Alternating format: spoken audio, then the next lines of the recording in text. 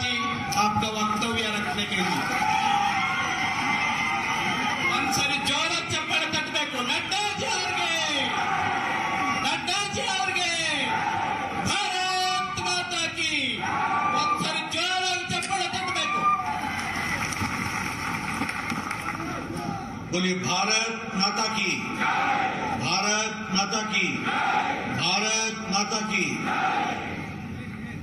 आज के इस कार्यालय के उद्घाटन कार्यक्रम में मंच पर विराजमान हमारे यशस्वी मुख्यमंत्री सम्माननीय बसवराव बोम्मई जी, हमारे प्रदेश के जुझारू और कर्मशील अध्यक्ष श्री नलिन कटील जी, हमारे कर्नाटक के सबसे वरिष्ठतम नेता हमारे पितामह सम्माननीय बीएस येडियुरप्पा जी,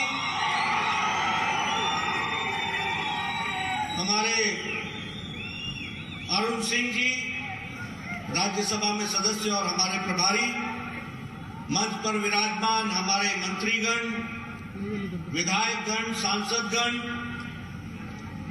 जिला के पदाधिकारी और यहां इतनी बड़ी संख्या में आए हुए हमारे सभी वरिष्ठ कार्यकर्ता बंधु और 10 थानों से जुड़े हुए हमारे कई हमारे वरिष्ठ नेता हैं और यहां उपस्थित मीडिया के मेरे साथी, प्रिंट मीडिया, इलेक्ट्रॉनिक मीडिया के साथी, सबसे पहले तो आज के इस शुभ अवसर पर आप सबका हार्दिक अभिनंदन है, स्वागत है, यह मैं कहना चाहता हूं। साथ ही साथ जब मैं कोपल आया हूं तो निश्चित रूप से भगवान हनुमान को याद करना, अंजनी पुत्र अंजनैया के जन्म स्थान को मैं नमन करता हूं और उसे आशीर्वाद लेकर के अपनी बात करता हूं। हमें मालूम है कि यहां हनुमान भक्त, देशभक्त सभी यहां बैठे हैं। यह धरती जैनों की धरती भी कही गई है, महात्मा बुद्ध की धरती भी कही गई है। ऐसे पवित्र धरती को मैं नमन करता हूं और जब मैं यहां आया हूं तो मले मलेश्वरा मंदिर उनको भी नमन करता हूं और उसके साथ साथ यह धरती जो बहुत ही सांस्कृतिक दृष्टि से भरी हुई है, ऐसी पवित्र धरती को मैं नमन करता हूं। मैं यह भी कहना चाहता हूं कि आज 9 कार्यालयों का और एक कोपल के कार्यालय का उद्घाटन हुआ, उसी तरीके से 3 कार्यालय में शिलान्यास करने का योजना बना है। मैं ये जरूर कहना चाहूंगा कि यह हमारे लिए बहुत ही सौभाग्य की बात है कि आज भारतीय जनता पार्टी के कर्नाटक में 10 कार्यालय खुल रहे हैं और 3 कार्यालयों का शिलान्यास हो। मैं ये भी कहना चाहता हूं, अभी येडियुरप्पा जी ने याद दिलाया कि एक समय था कि रेस्ट हाउस और सर्किट हाउस में हमको बैठने कोई नहीं देता था और हमारे पास कार्यालय नाम की चीज नहीं थी। कार्यकर्ताओं के घर से हमारा कार्यालय चलता था। हमारी वह स्थिति थी जब कार्यकर्ताओं के लिए काम करने के लिए कार्यालय की व्यवस्था नहीं थी, लेकिन येडियुरप्पा जी जैसे कार्यकर्ताओं के 4 पीढ़ी के खप जाने के बाद आज ये सौभाग्य का दिन आया है कि एक साथ हम 10 कार्यालयों का निर्माण कर रहे हैं और 3 कार्यालयों का शुरुआत कर रहे हैं। मैं कर्नाटक के कार्यकर्ताओं को इसके लिए बधाई देता हूं और साथ ही साथ उनको शुभकामनाएं भी देता हूं कि आप इस कार्यालय का सदुपयोग करिएगा। मुझे याद है जब 2014 में प्रधानमंत्री मोदी जी बने थे तो उन्होंने कहा था कि हर जिले में हमारा कार्यालय होना चाहिए। अमित शाह जी ने इसको पूरा करने का प्रयास किया। मुझे खुशी है कि 296 कार्यालय बन करके तैयार हो गए और 210 कार्यालय मार्च महीने तक तैयार हो जाएंगे 2023 के इस योजना के साथ हम चलेंगे।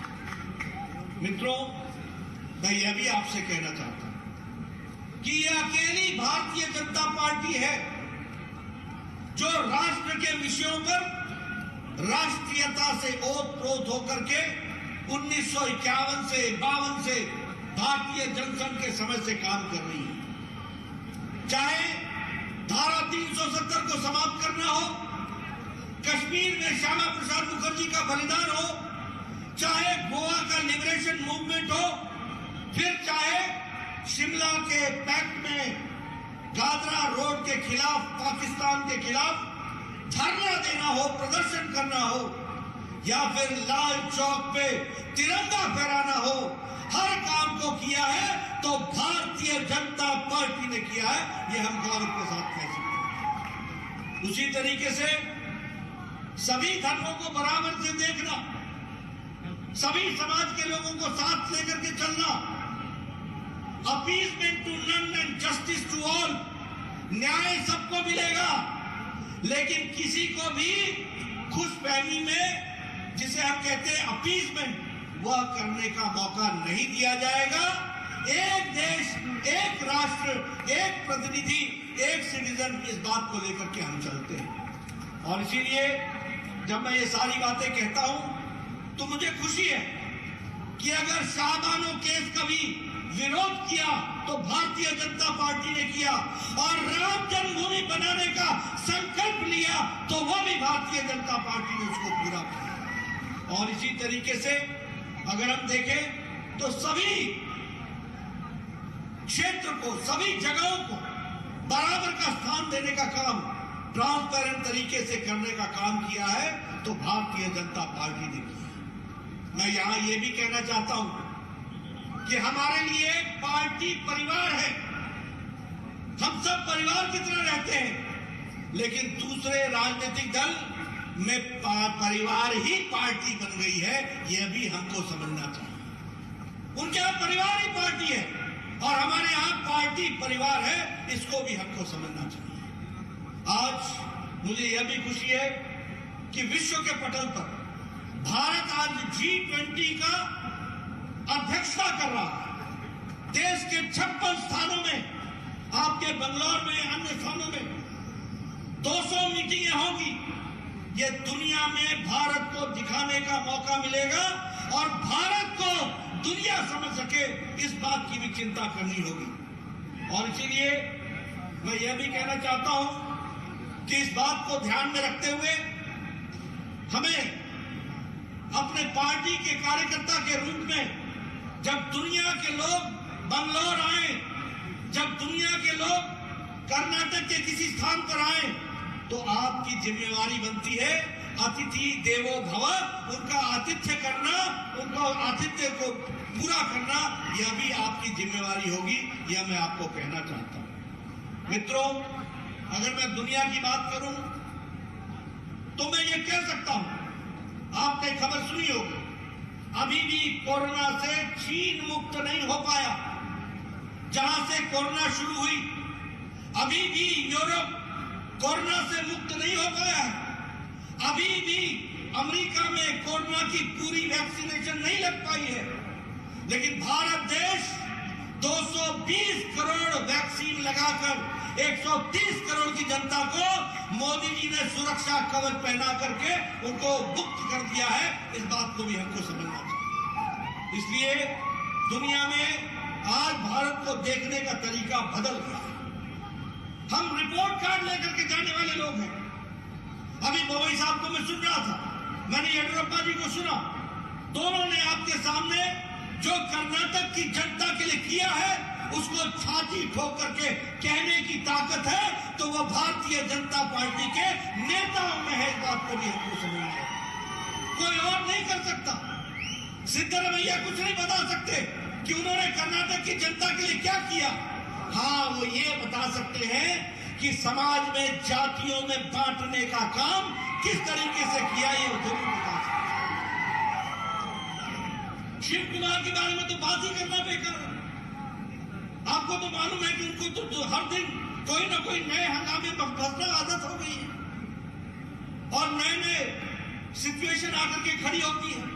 लेकिन रिपोर्ट कार्ड लेकर के जाने की हिम्मत है तो वो येडियुरप्पा में है, वो बोमई जी में है, वो हमारे लोगों में है।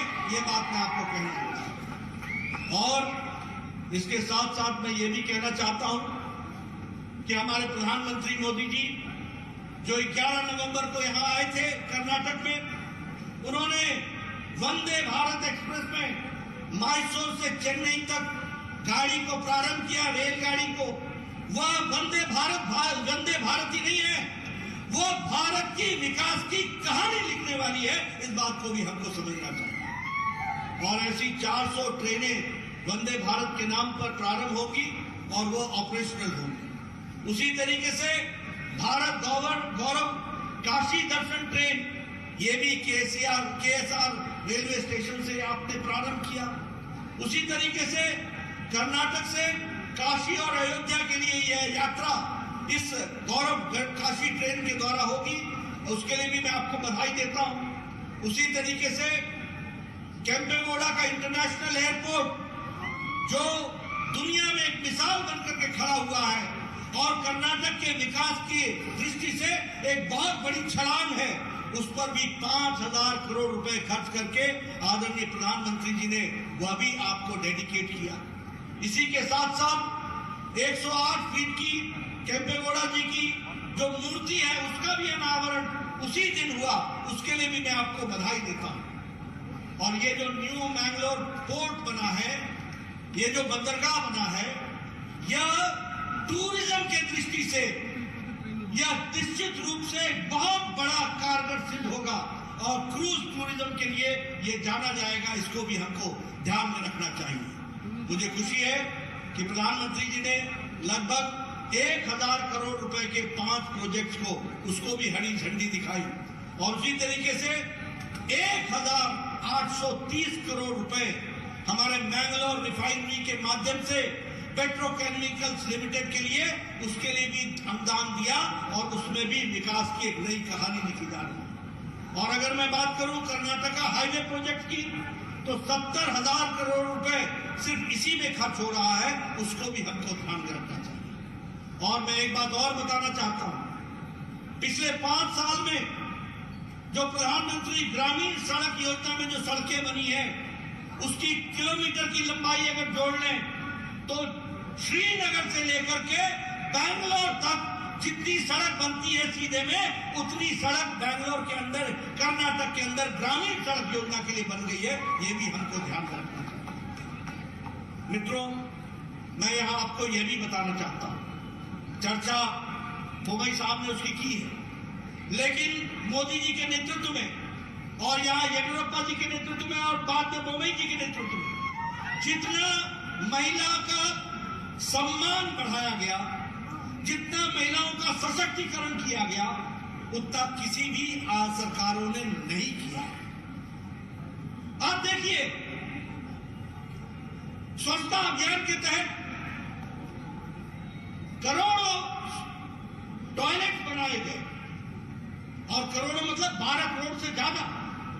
इसका मतलब आप समझिए कि 12 करोड़ परिवार, 12 करोड़ बहनें, 12 करोड़ बच्चे अपने दैनिक नित्य के लिए घर से बाहर खेतों में जाया करते थे। कैसा भारत था?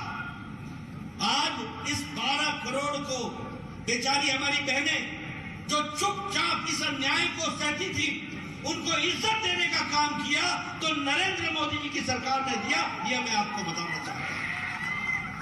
आज आयुष्मान भारत में और यहाँ के स्वास्थ्य सेवा में आज हरेक कोई इंश्योरेंस से कवर्ड है, हरेक के लिए हेल्थ कवर है। कहीं 5 लाख का हेल्थ कवर है, कहीं 2 लाख का हेल्थ कवर है। ये आयुष्मान भारत के माध्यम से आपको मिला है, इसके लिए भी मैं आपको बधाई देता हूं।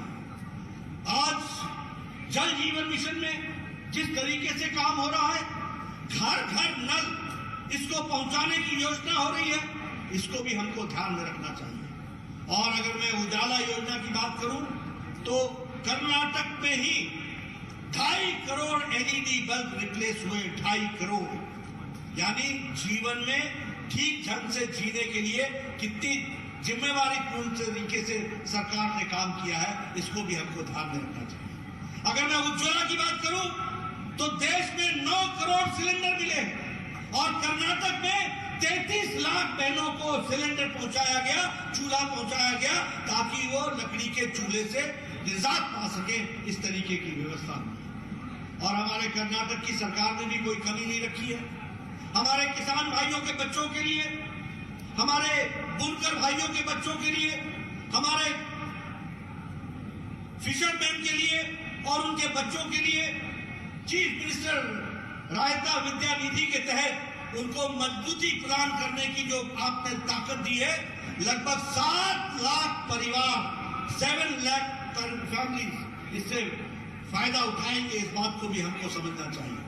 उसी तरीके से अगर मैं बात करूं कि सेकेंडरी एग्रीकल्चर डायरेक्टरेट है जो किसानों की इनकम को डबल करने की योजना बनाती है, तो वह भी योजना कर्नाटक में है। और सबसे बड़ी बात यह है कि कर्नाटक प्रदेश राष्ट्रीय शिक्षा नीति को धरती पर लागू करने वाली पहला राज्य है जिसने नेशनल एजुकेशन पॉलिसी को। मैं यह भी बनाना चाहता हूं कि ग्रीन फील्ड में जो एयरपोर्ट है उसके लिए, ग्रीनफील्ड एयरपोर्ट के लिए 186 करोड़ रुपए की सैंक्शन दे दी गई है और वह भी विकास किया जा रहा है।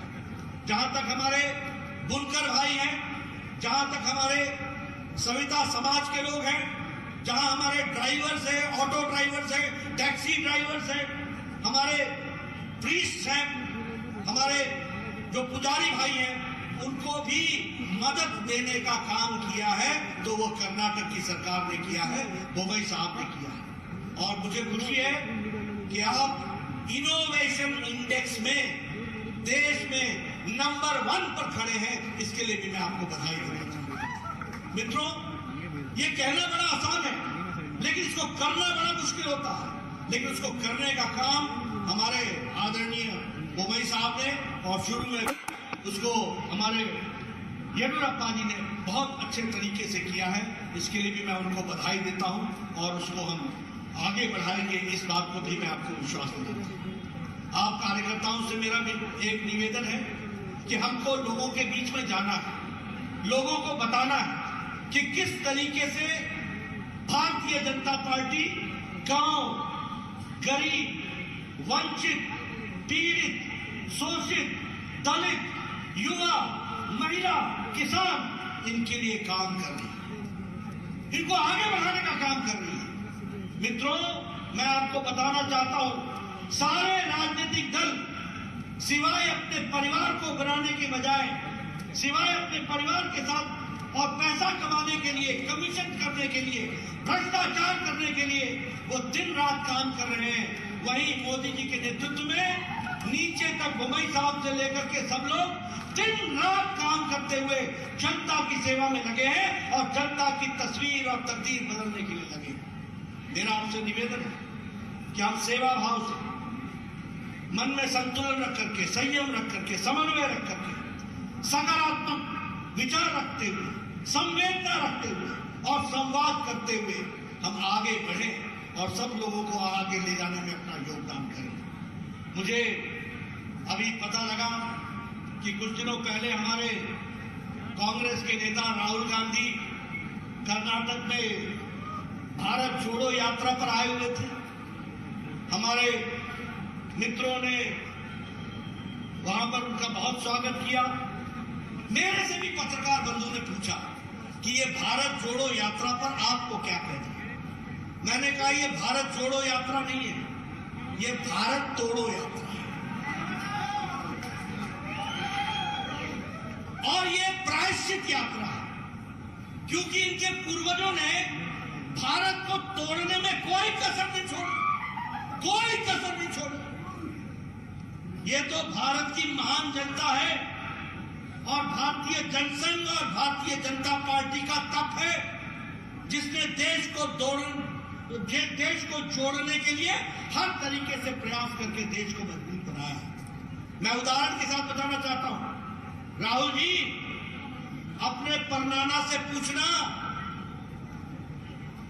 आप तो क्या पूछ पाएंगे, लेकिन हां मैं पूछता हूं कि आपको मालूम है कि आपके परनाना ने धारा 370 लगा करके जम्मू कश्मीर को विशेष प्रावधान दे करके एक तरीके से देश से अलग करने का ही काम नहीं किया था क्या? आप जवाब दे सकते हैं? धारा 370 को समाप्त करने का काम किया तो भारत के यशस्वी प्रधानमंत्री नरेंद्र मोदी ने किया और जम्मू कश्मीर को भारत के संविधान में अभिन्न अंग बनाया।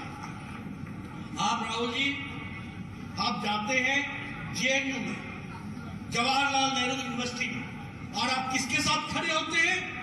आप खड़े होते हैं उनके साथ जो नारे लगाते हैं, अफजल हम शर्मिंदा हैं, तेरे कातिल जिंदा है। ये अफजल कौन है? ये अफजल वो है जिसने पार्लियामेंट के अटैक का मास्टरमाइंड था।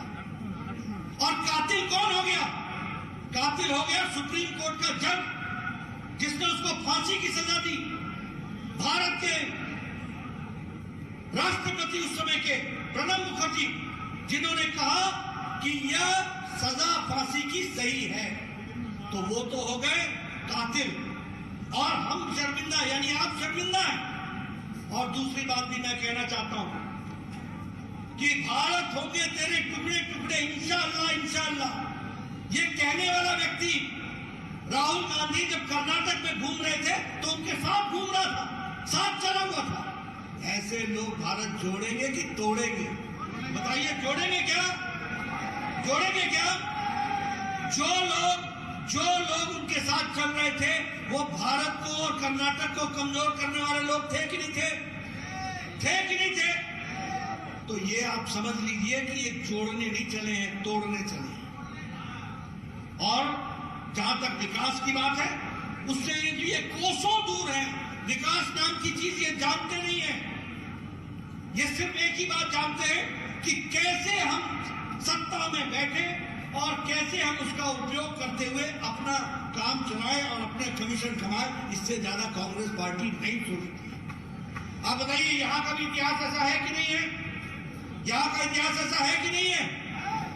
इसलिए मित्रों, मैं आपसे एक निवेदन करने आया हूं, और वह निवेदन यह है कि भारतीय जनता पार्टी को आप आशीर्वाद दें, भारतीय जनता पार्टी को आप मजबूती दें, भारतीय जनता पार्टी को आप ताकत दें, और उस ताकत से हम पूरी ताकत लगा करके आपकी सेवा में जुटे रहे। इस बात का प्रण लेकर के मैं आज आपको शुभकामनाएं देता हूं और साथ ही साथ आपको अभिनंदन भी करता हूं इस नए कार्यालय के लिए। इसका सदुपयोग कीजिए और प्रदेश को आगे ले जाइए। इन्हीं शब्दों के साथ बहुत बहुत धन्यवाद।